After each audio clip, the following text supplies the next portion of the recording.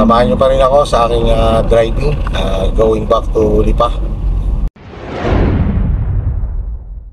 Siyempre, ang una nating ipapaalala sa inyo kapag kayo ay magdadrive, siyempre yung ating awareness sa speed, yung ating distansya sa kapwa natin motorista. No? So kung tumatakbo tayo ng 40, like katulad ng ating speed ngayon ay 40 km per hour. So kita nyo naman distansya ko, it's about 3 sasakyan, no? So pinaka-safe na yan, no? Pero pagka tayo na may bihasa na sa pagdadrive, mga 1 car apart, pwede rin naman yon. Okay?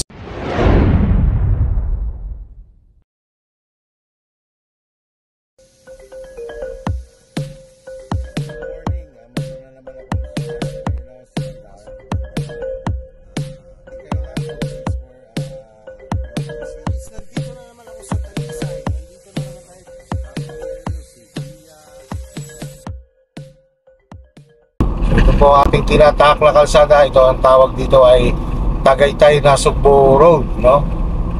So kung familiar kayo dito sa kalsada na to, so lagi po tayong maging alerto kasi kapag galing ka ng Tagaytay going to Nasugbo, ito po ay pababa. Kapag galing ka naman Nasugbo paakyat ng Tagaytay, ito ay medyo balayad na ahon, ano? Balayad na pababa. So mahaba-haba po ito, no? So mabibilis po dito yung mga ibang motorista natin. Kasi hindi natin inaalaw dito tumakbo ng more than 80, no? Sa ganitong national road. Siyempre pag mga ganyan, hindi po tayo pwedeng mag-overtake sa right. Ang sabi ko sa inyo, kahit naka-solid white line yan, pwede naman tayo mag-overtake, basta safe, no? Lalo kung hindi safe naman ang kanan. Kailangan i-check natin bago natin talaga puntahan o bago natin pasukin.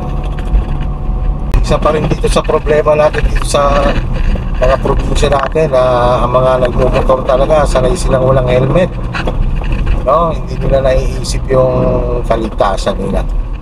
Okay, so sa ganito dapat ito, katulad nito, kulang sa kaalaman dahil dapat nasa kanan siya, pero syempre hindi naman natin pwedeng pagbuksan ng bintana yan para sigawan. So tayo may alam, tayo mag-a-adjust sa kanya, no? At kulang lang siya sa kaalaman sa paggamit ng kalsada. So hindi tayo pwedeng magbukas ng bintana at para sigawan yan o pagsabihan kasi baka mag-react ay pagmumula naman po ng gulo. Okay, so pwede natin pitikan ng busina pag hindi siya yun, nakinig naman, ano, pag pinitikan mo lang busina, ayaw tumabi, di ka, tayo po ang mag-a-adjust dahil tayo po ang nakakaalam. Ang pagiging isang driver, kailangan maging alerto tayo lagi, no? Magandaan natin lagi yung unexpected situation sa kalsada. Kasi minsan katulad niya, nasa tamang linya ka, pero minsan sinasalubong yan ng iba. Kapag alerto ka kasi, nakafocus ka, nakakonsentrate ka, napaghandaan mo kahit paano, no? So, hindi maganda kondisyon na kalsada dito. So, malubak. So, ang rumble strip, ibig sabihin bialahanan tayo na magbawas ng speed.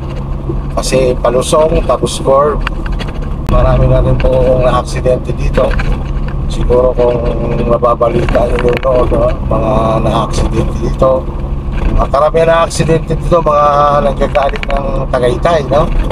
Kasi pababa nga ito, basta na bigla na lang sumasalpo. Siyempre residential po ito, no? Kita nyo naman yung paligid. Dapat talaga tayo hindi tayo magpatakbo ng sobra dito. Tamang speed lang, dapat lumagay lang tayo lagi sa tamang speed.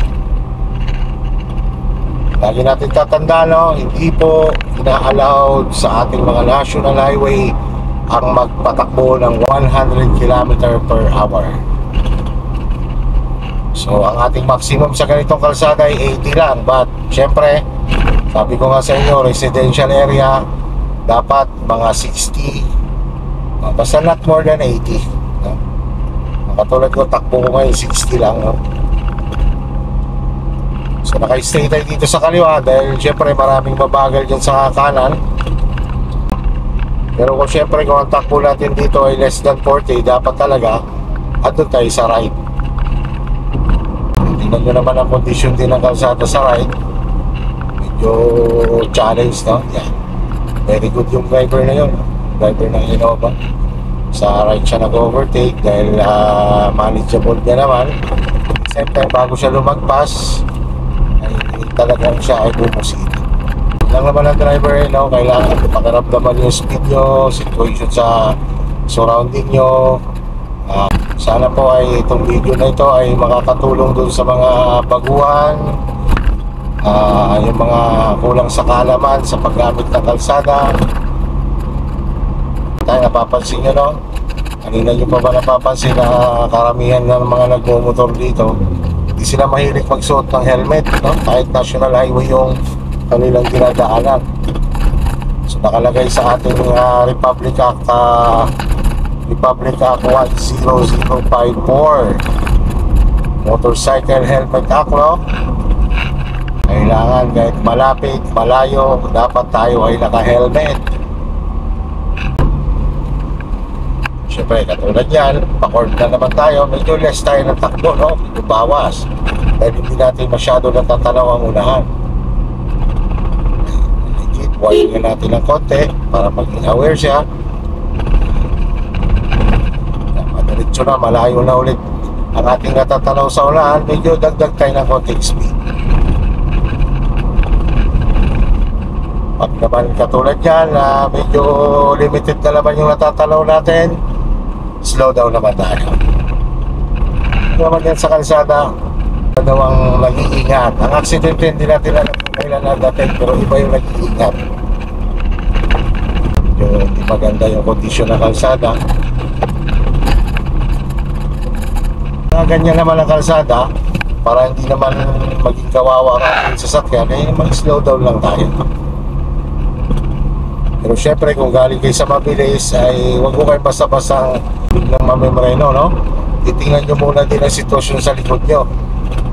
So titingnan nyo, mag-check din kayo lagi ng rear mirror.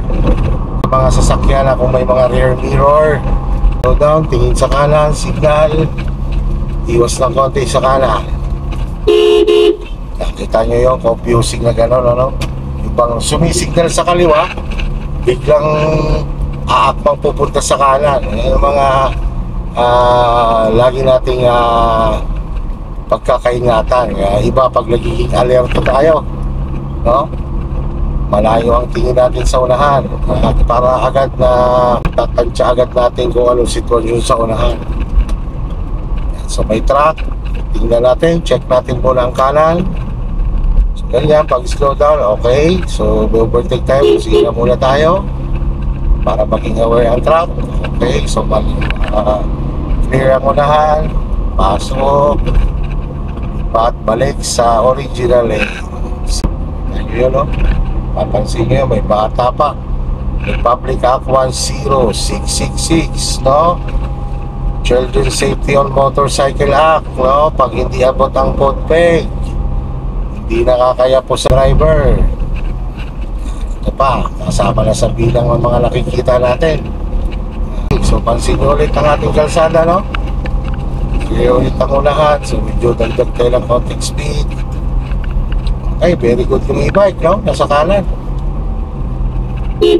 Sinahan pa rin natin para siya ay magiging aware. Nakabigla siyang pumasok dito sa inner lane. Pa isa, tricycle. Yan lang naman ang paggamit ng busina, pang warning. Ito lang ibababad kasi pag binabad nyo, galit na yun, no? Dito na po tayo sa Batulaw. Kita nyo yung bibilis ng takbo ng galing taas, ano? Pag yan ay biglang may tumawid yan, eh, ewan ko lang kung kaya pang kontrolin ang sasakyan niya. Hindi porkit clear o diretso, eh, tayo ay wala lang limita o hindi na natin nilimitahan ang ating speed.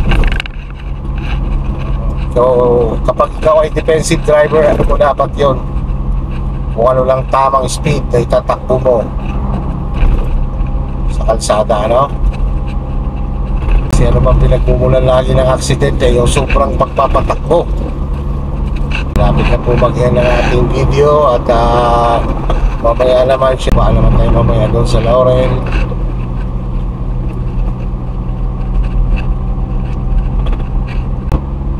Okay, so mga kuya no, sana may napulot kayong aral or karagdagang kaalaman about sa pagiging maingat na driver or defensive driver.